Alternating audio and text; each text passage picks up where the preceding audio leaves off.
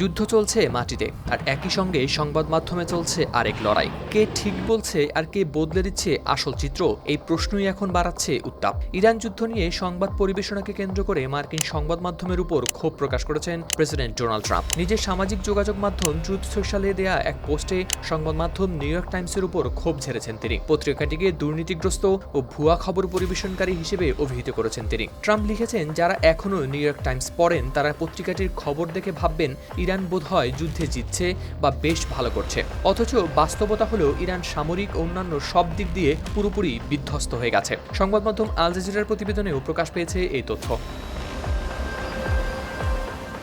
পত্রিকাটিকে দুর্নীতিগ্রস্ত আখ্যা দিয়ে ট্রাম্প আরও বলেন, নিউ ইয়র্ক টাইমস জানে এগুলো ভুয়া খবর। আমার সমর্থক এবং আমাদের দেশের বিরুদ্ধে মিথ্যাচার ও জঘন্য কাজের জন্য এই সংবাদ মাধ্যমটি কবে ক্ষমা চাইবে। তিনি আরও বলেন, তাদের কি কোনো লজ্জা নেই, কোনো সৌজন্যবোধ নেই।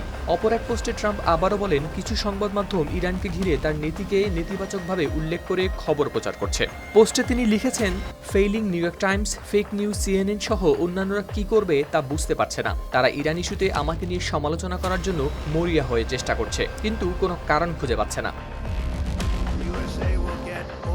তিনি আরও বলেন, নির্দিষ্ট সময়ে তার কাজের স্বীকৃতি দিয়ে ভালো কাজ হয়েছে মিস্টার প্রেসিডেন্ট বলা উচিত। এতে সংবাদ মাধ্যমের বিশ্বাসযোগ্যতা ফিরে আসতে পারে বলে বিশ্বাস ট্রাম্পের। সব মিলিয়ে এটি শুধু যুদ্ধের খবর নয়, বরং তথ্য ও ব্যাখ্যা নিয়েও তৈরি হয়েছে আরেকটি সংঘাত। আর সেই সংঘাতেই সামনে আসছে মিডিয়া ও রাজনীতির তীব্র টানাপোড়েন।